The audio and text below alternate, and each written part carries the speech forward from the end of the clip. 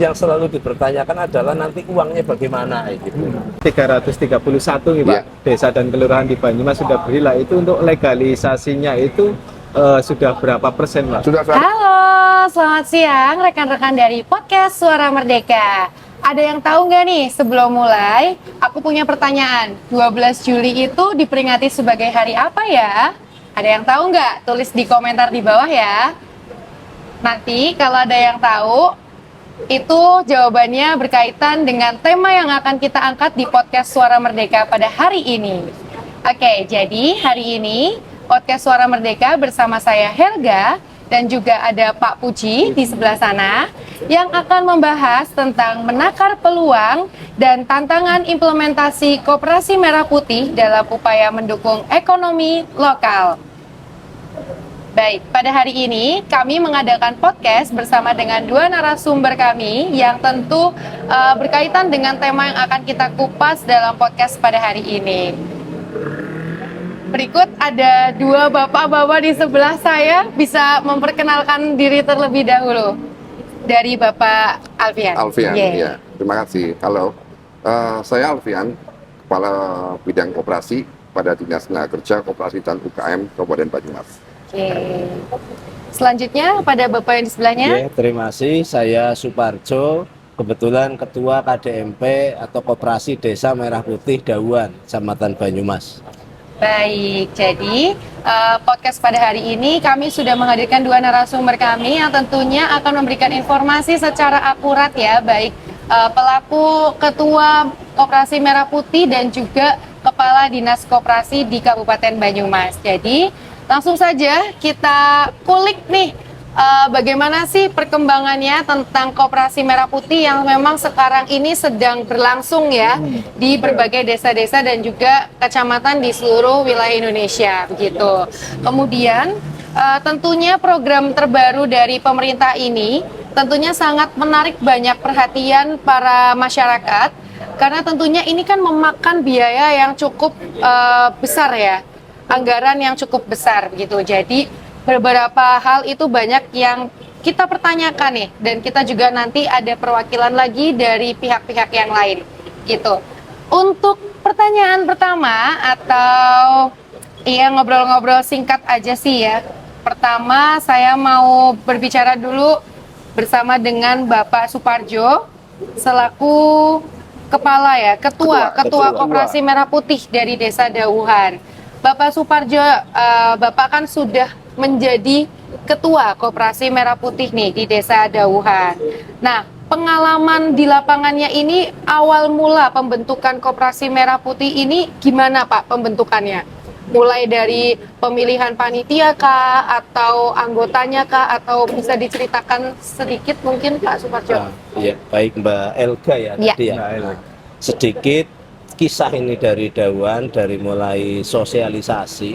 Jadi pada tanggal 14 Mei itu diadakan sosialisasi dari Kecamatan Banyumas untuk pembentukan Koperasi Desa Merah Putih, itu sekaligus sebagai acara pramusdes. Jadi koperasi ini dibentuk berdasarkan musyawarah desa. Nah itu pada saat itu sudah sosialisasi, dan di akhir acara itu kita diberi kesempatan untuk mengusulkan nama-nama yang dicalonkan sebagai pengurus koperasi. Itu melibatkan RT, ada RW, lembaga, dan lain sebagainya.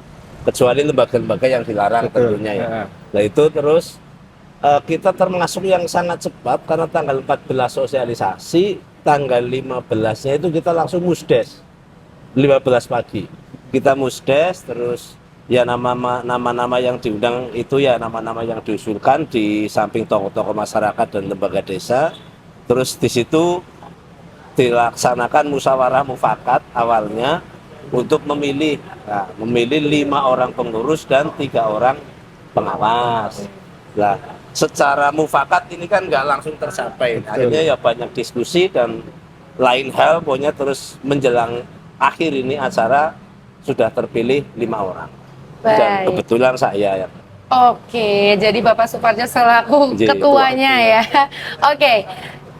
Apa saja sih tahapan pembentukan yang udah dilalui dan sejauh apa keterlibatan warga desa itu yang 5 orang itu Pak? Sejauh apa nih keterlibatannya mereka? Kalau Pak Suparjo kan sebagai ketuanya. Ya. Nah, 4 yang lainnya ini sebagai apanya, Pak? Ya, dari 4 ini kan ada dari wakil ketua bidang anggota. Nah itu langsung 1 hari pada hari pembentukan malah tanggal 15 itu kita langsung ada briefing Pak pengurus ini. Itu kita membagi tugas untuk wakil ketua bidang anggota ya kita mencari anggota sebanyak-banyaknya. Di situ ketemu angka target sampai dengan bulan Juni pokoknya kita minimal 250 kayak gitu. Itu sepakat pengurus, terus triknya ya ada di wakil ketua itu yang membidangi. Terus yang satunya itu wakil ketua bidang usaha, itu kita memang minta untuk menyusun rencana strategis untuk bidang usaha, di samping usaha-usaha yang sudah ditentukan di Koperasi Desa Merah Putih, kita juga ada usaha-usaha lain yang mungkin kita bisa jalankan dalam waktu singkat dan ya cepat ada hasil gitu. Terus yang sekretaris ya kita menyiapkan untuk segala berkas legalitas koperasi dari NPWP dan seterusnya sampai dengan kesiapan untuk badan hukum dan lain sebagainya itu memang kita ya berikan ke sekretaris untuk mengurus semuanya. Untuk mengurus itulah. Terus yang ketiga itu bendahara. Yang keempat ya. Yang keempat bendahara ini memang kita lebih ke administrasi. Jadi bendahara disiapkan untuk membuatkan pengadministrasian karena di koperasi kan ada ini simpanan pokok, simpanan wajib, simpanan sukarela ini. Dan nanti usaha-usaha itu mau dikemas seperti apa kan nanti yang mengadministrasikan bendahara. Kira-kira itu. Baik. Terus kalau untuk usahanya Pak, tadi kan di bagian kepala ketua bidang usaha. Itu udah merencanakan usaha apa aja sih yang pengen diadakan nih di desanya Bapak? Ya dari wakil ketua bidang usaha itu namanya Pak Slamet. Kebetulan beliau juga pelaku usaha di Desa Dawuan. Jadi ya cukup berpengalaman. Terus beliau di hari berikutnya itu sudah menyusun beberapa kegiatan, diantaranya itu karena di sana kan ada potensi petani ya, petani sawah. Sementara petani sawah itu di sana belum ada kayak pedagang resmi pupuk. Nah itu langsung merencanakan itu dari pengelolaan baik pupuk untuk subsidi maupun non subsidi. Terus ada obat-obatan, hortikultura, pestisida dan sebagainya. Itu yang dari pertanian. Terus yang keduanya dari ini pangkalan gas LPG. Jadi kita mencari peluang usaha yang pasti laku dulu. Karena kita nggak berspekulasi yang sulit pasarnya gitu. Terus yang ketiga itu tentunya sembako yang wajib. Itu yang wajib di gerai koperasi ada salah satunya sembako. Itu kita langsung membuat kayak warung kecil lah. Memang yang baru pertama berdiri kecil dulu, kita terus berusaha mencari pasar-pasar untuk ya di dalam desa sendiri untuk sembako.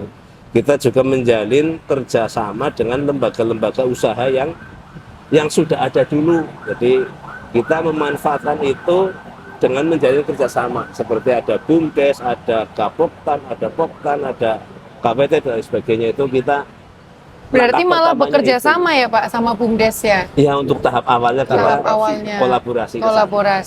Oke, baik.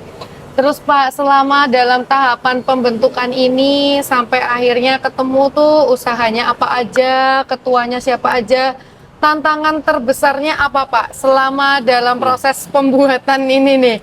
Tantangan terbesarnya apakah sempat ada berantem Pak, saya mau jadi ketua ini, mau jadi kayak gitu, ada nggak yang rebutan gitu? Ya mungkin sih di belakang layarnya mungkin ada, tapi nggak sampai ke saya, nggak tahu. Kalau yang tentang rebutan pengurus ya, karena pengurus ini kan hasil musdes, sudah disepakati di musdes, terus sudah ditetapkan dan berbadan hukum ya, ya tinggal berjalan. Iya. Karena itu harus lewat notaris juga ya Pak ya. Betul. Baik, terus bagaimana sih sistem pelaporan keuangannya dan siapa yang mengawasi? Apakah diurus langsung sama bendahara, terus nanti dilaporinnya itu ke siapa gitu Pak? untuk koperasi ya. Iya. Jadi kita bendahara kan sebagai pemegang keuangan. Nah, itu nanti kalau di kami di Desa Dawan kita sedang menyusun bagaimana keuangan ini sistemnya digital. Jadi kita akan mencoba menerapkan digitalisasi untuk koperasi di Desa Dawan dari mulai transaksi sampai dengan setoran anggota dan sebagainya.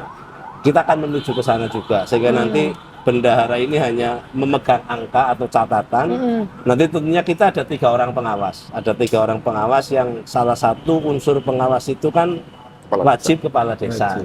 Nah itu di situ otomatis kepala desa mampulah untuk melakukan pengawasan bersama tim pengawas itu. Dan di transaksi kami ini yang sudah kami lakukan itu bendaharanya membayar, nanti kami yang ngecek. Jadi kalau istilahnya bendahara mengeluarkan keuangan selama ketuanya belum approve atau belum yes lah ya itu Betul. uang nggak bisa keluar gitu. Oke, baik. Berarti ketika akan mengeluarkan uang ini melalui tahapan proses yang cukup panjang Iya, juga betul. ya. Gitu, karena harus dicek sama pengawas, sama Betul. salah satunya ada kepala desa juga. Iya. Oke, baik. Kemudian nih Pak Suparjo, menurut Pak Suparjo sendiri, apakah tim koperasi yang saat ini Bapak sudah miliki di Desa Dawuhan itu berjalan sesuai prinsip koperasi sejati atau enggak? Atau mungkin menurut Pak Suparjo tuh ini tuh ada beda nih sama prinsip koperasi nih yang kita sudah tahu gitu, atau sudah sesuai? Kalau menurut saya sih sesuai banget. Untuk di Dawuhan sesuai banget. Jadi Sesuai. kita benar-benar mengelola utamanya adalah dari keanggotaan. Jadi modal kita kan memang dari anggota yang Iya. namanya simpanan pokok dan simpanan wajib itu yang nanti akan kita kelola untuk diputarkan untuk usaha-usaha itu. Itu sehingga ya memang prinsip dasarnya koperasi kan dari anggota dan Untuk untuk anggota. anggota. Itu kami memegang betul itu juga sehingga kami sampai hari ini itu sampai 30 Juni ya tepatnya itu kita memang tutup keanggotaan untuk pertama ini ya karena kita harus segera melangkah ke proses selanjutnya itu untuk menentukan ADART melalui rapat anggota dan sebagainya. Maka untuk pendaftaran anggota memang kita sudahi di 30 Juni dulu, terus kita akan lengkapi nih semua kelengkapan koperasi. Nanti setelah ada rapat anggota untuk menentukan arah kebijakan koperasi, baru kita mungkin kalau di rapat anggota itu menyetujui dibukanya kembali pendaftaran anggota ya akan kita lakukan, kalau enggak ya kita akan jalani dulu yang ada. Sampai saat ini udah Sudah 252. 252. Iya. 252 anggota. Pak Puji mau jadi Iya. 253-nya? Pak mungkin nyambung soal ini ya. Memang kemarin itu soft launching percontohan gitu kan Iya, betul. untuk Desa Dawan yang Iya. mendapat perhatian penuh dari pemerintahan pusat karena memang embrio koperasi itu ternyata cikal bakalnya dari Banyumas Purwokerto terutama. Iya. Nah, tentu dengan perhatian penuh ini akan jadi sebuah tantangan tersendiri begitu kan Betul. untuk para pengurus koperasi. Betul. Apalagi pas waktu Pak Menteri sendiri pas waktu berkunjung ke Dawuhan kan harus menargetkan sekitar 50% Penduduk. menjadi menjadi anggota Iya. koperasi. Nah, terus bagaimana cara pengurus ini yang sudah terbentuk kuat ini dengan sistem sektor usaha yang sudah ada untuk mengajak, karena kalau mungkin saya sendiri melihat bahwa koperasi memang sudah orang sudah memasyarakat ya, tapi Iya. bagaimana cara koperasi ini pengurus mengajak Iya. masyarakat untuk terlibat dalam jadi sebuah anggota seperti Iya. itu, Pak. Ya itu ada beberapa hal sih ya. Jadi kita itu datang yang pertama kita sosialisasi. Jadi kita berbagi tugas dengan 5 orang pengurus ini untuk sosialisasi sampai ke titik terbawah di mana pertemuan-pertemuan di tingkat lingkungan RT itu ada. Bahkan Dawis itu yang hanya 10 orang itu kita datangi juga untuk sosialisasi tentang koperasi, yang mana masyarakat itu lebih apa ya, dia ternyata lebih takut. Yang selalu dipertanyakan adalah nanti uangnya bagaimana gitu. setelah kan simpanan pokok dan simpanan wajib. Betul. Nah itu nanti setelah setor dan tiap bulan kita setor, nanti uang kita hilang apa enggak gitu. Nah itu yang kita jelaskan kepada masyarakat bahwa dalam sistem koperasi kan simpanan itu menjadi modal, sehingga modal itu kan akan utuh sampai dengan nanti anggota itu menyatakan berhenti menjadi anggota koperasi, maka uang yang dikumpulkan oleh seseorang sebagai anggota itu akan kembali utuh kepada pemilik, ditambah dengan namanya sisa hasil usaha atau berbagi keuntungan dengan anggota. Nah setelah itu kita sosialisasikan, ya memang sih belum 100% ya langsung 50% ikut, tapi yaitu mencapai 252 tidak sampai 1 bulan ya alhamdulillah gitu. Sudah bagus Iya, menurut saya itu kami sendiri agak ya bangga lah sampai angka segitu. Terus kemudian gini Pak, ketika ini sebuah tantangan selanjutnya juga kemarin kaitannya dengan digitalisasi ya. Iya. Dengan sektor usaha yang sudah mapan, otomatis didorong dengan digitalisasi transaksi. Iya, Lah betul. bagaimana masyarakat desa ini menangkap apakah ini akan jadi sebuah peluang atau hal yang masih jadi rumit untuk koperasi sendiri, karena transaksinya kan sekarang harus pakai transaksi non tunai berbasis kris dan betul. lain sebagainya. Lah ini bagaimana respon dari masyarakat terutama anggota koperasi sendiri? Kalau dari anggota sih malah kita kan memang sasaran anggotanya kan memilih orang. Betul. Dari tokoh masyarakat dulu, lembaga desa. Jadi untuk kegiatan yang transaksi digital ini sih hampir nggak ada kendala. Memang kalau yang masyarakat umum datang ke situ ditawarin kris misalnya gitu ya. Bingung gitu ya, Iya, Pak. Gimana ini cara bayarnya? Saya nggak punya aplikasi kris itu apa kayak gitu. Lah itu memang kita ya masih melayani yang manual.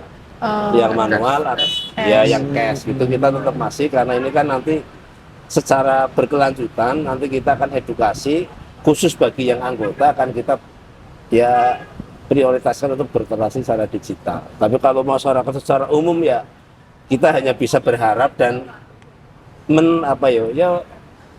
hanya menawarkan lah bahwa di sini sudah ada transaksi digital, mau dipakai atau tidak ya gitu. Tapi kalau yang anggota kita harapannya nanti semuanya memakai digital.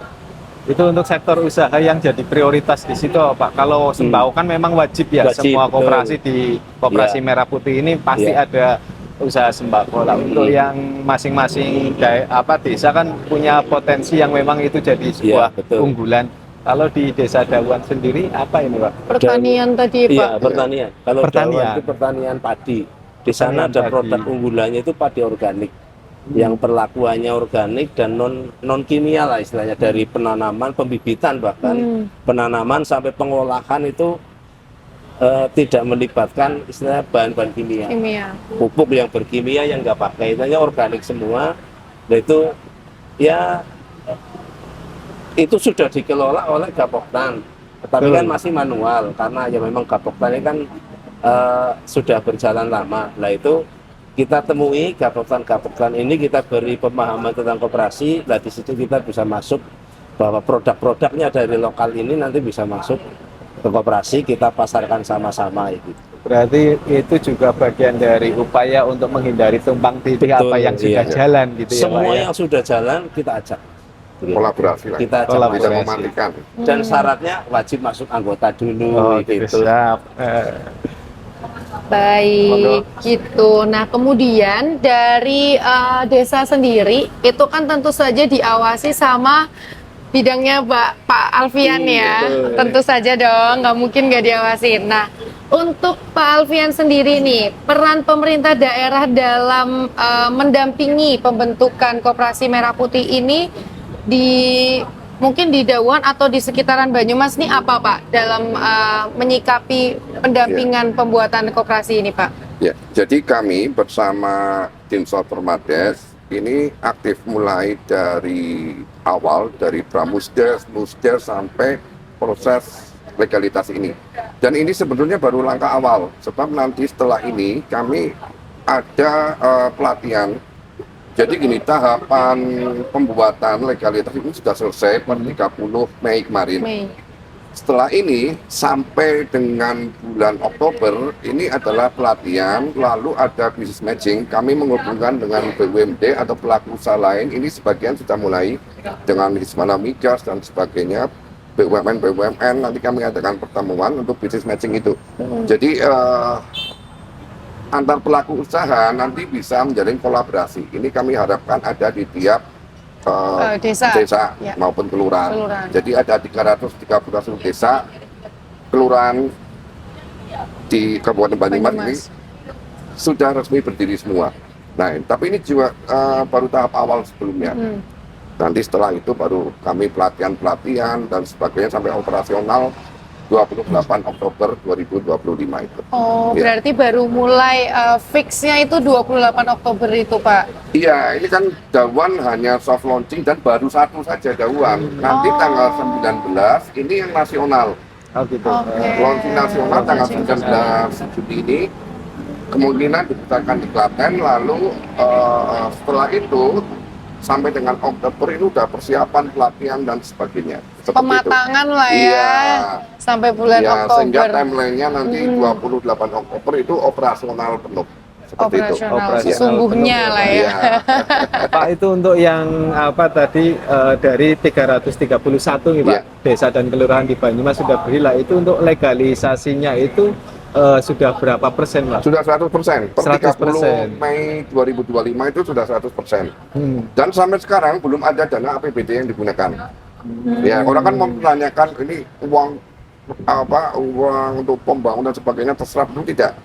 Sampai saat ini belum ada dana APBD yang dipergunakan karena untuk notaris kami di Dikasih Bank jatah Jateng, ya, iya, ya. Bank Jateng. Bank Jateng. Meskipun di impresnya itu bunyi bisa melalui APBN, APBD atau APBDes, tapi kami melalui Bank Jateng.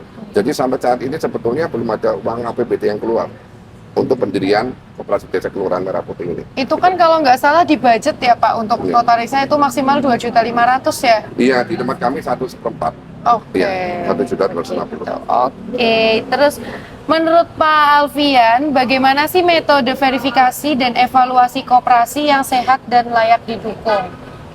Metode verifikasi dan evaluasi koperasinya tuh yang Iya. gimana nih yang sehat nih dalam sebuah koperasi gitu? Ya, yang pertama, sehat atau tidaknya itu kan bisa dilihat dari laporan keuangan sebetulnya.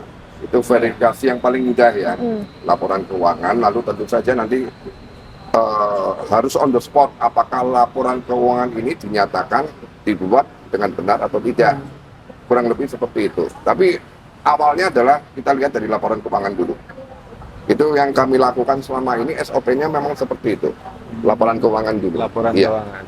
Jadi kalau dari laporan keuangan udah Iya. sehat, baru nanti Iya, lalu lain-lainnya. kami cek apakah itu betul atau tidak. Oke, dicek beneran ya. Sebenarnya ada metode-metode Di audit gitulah ya Pak, mungkin. Iya, early warning system-nya sebetulnya ada. Oke. Ya, kami juga sudah punya pengalaman bahwa oh ini laporan keuangan yang wajar kira-kira ini. Jadi kalau ada yang tidak wajar biasanya kami Langsung, sudah tahu ya. iya. Ada yang janggal seperti itu kelihatan lah.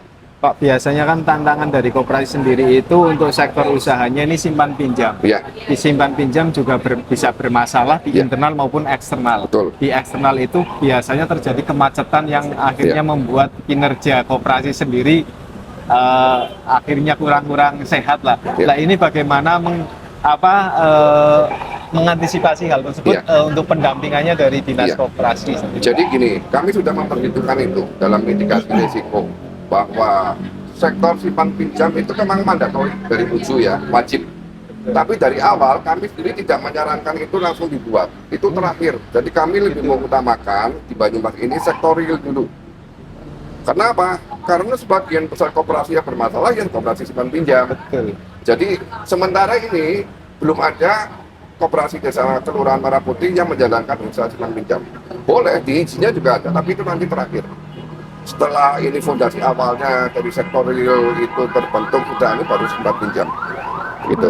Jadi kami Simpannya sudah. Simpannya sudah. Ya, simpannya Simpannya pinjamnya sudah, belum. pinjamnya Jadi belum. memang dari awal selalu kami tekankan bahwa simpan pinjam ini memang bisa, tapi itu untuk terakhir aja. Gitu. Paling riskan sih ya Pak. Ya, ya, apalagi masyarakat kita habit ya kalau ini dana pemerintah. Betul, betul. Iya. Terus kemudian gini Pak, apa mungkin arahan atau pendampingan kolaborasi dari dinas sendiri, karena kan kayak salah satu contoh di Cilongok. Iya. Di Cilongok itu mayoritas potensinya adalah gula kelapa. Iya, betul. Lah otomatis masing-masing desa punya unggulan ya gula kelapa itu. Agar memang agar tidak terjadi tumpang tindih, lah kolaborasi apa ini yang bisa agar justru satu rumpun, satu kecamatan ini bisa semakin lebih kuat Iya, jadi gini, pola kami, tapi tidak dalam waktu dekat ini adalah mapping pendataan Koperasi Desa Kelurahan Morong Putih, di mana kami membentuk titik dalam beberapa titik nanti ada satu koperasi yang kuat, itu akan menarik koperasi yang lemah, dan kita akan bagi per klaster seperti itu nanti. Seperti misalnya Cilongok gula kelapa ya, itu nanti kita ini klaster koperasi desa ini untuk gula kelapa di daerah ini, di daerah lain mungkin beda lagi komoditasnya. Itu nanti memang pengembangannya seperti itu. Dan kami juga mendapat masukan dari Bapak Bupati bahwa beliau ingin bahwa nanti ada semacam holding koperasi, itu dalam istilah koperasi itu koperasi primer yang khusus membawai merah putih, koperasi merah putih dalam satu kabupaten.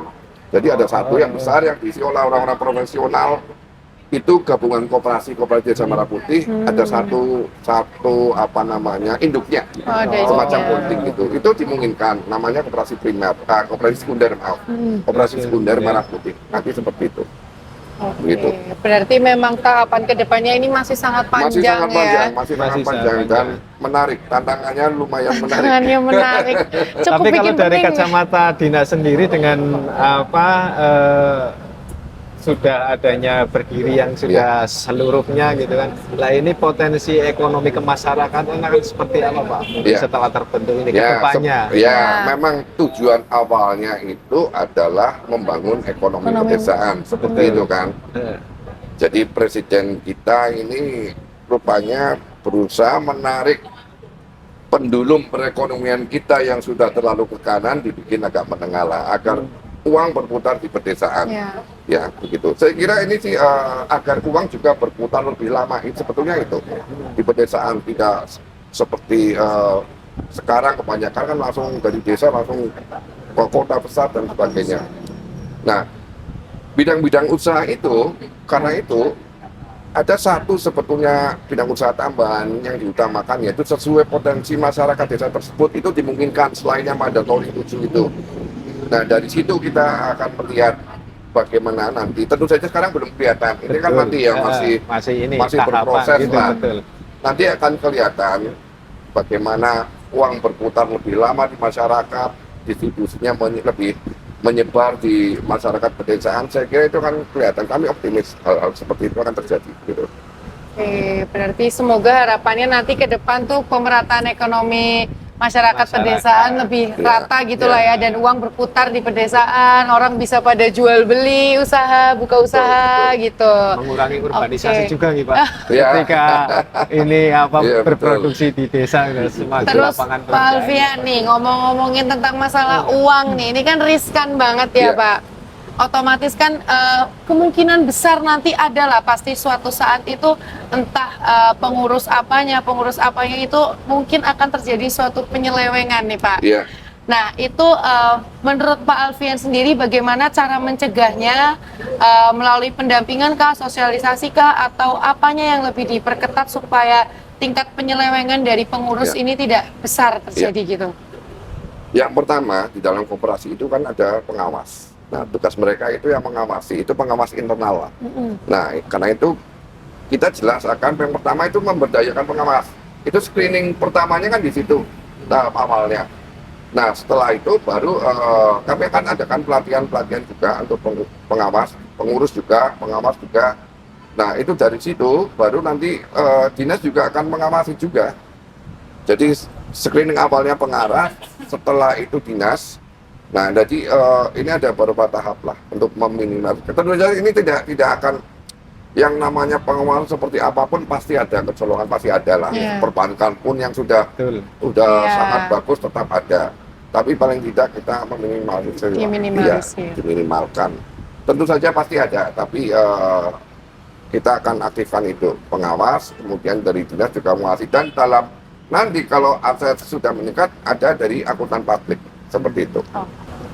Baik, jadi podcast kita hari ini bersama dengan Suara Merdeka sudah ngobrol-ngobrol, bincang-bincang dengan Bapak Suparjo selaku Ketua Koperasi Merah Putih dari Desa Dauhan, dan juga Bapak Alfian selaku dari Kepala Koperasi, Kepala Bidang Koperasi di Kabupaten Banyumas. Nah, kita sudah ngobrol bareng-bareng dengan kedua narasumber kita, Bapak ini. Monggo silakan dari Bapak Suparjo, mungkin ada harapan ke depannya terhadap Koperasi Merah Putih Dauhan bisa disampaikan, Pak.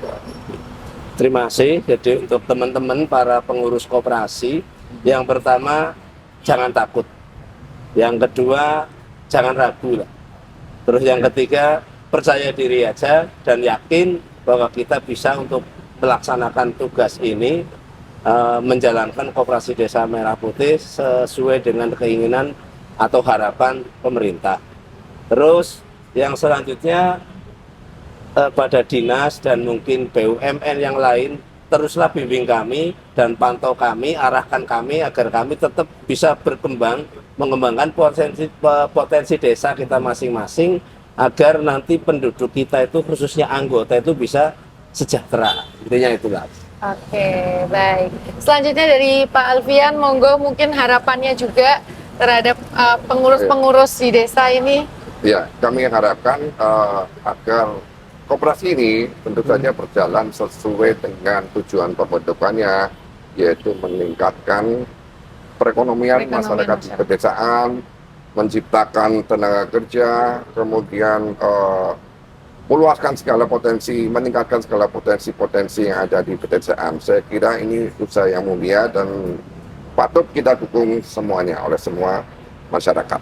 Gitu, Pak.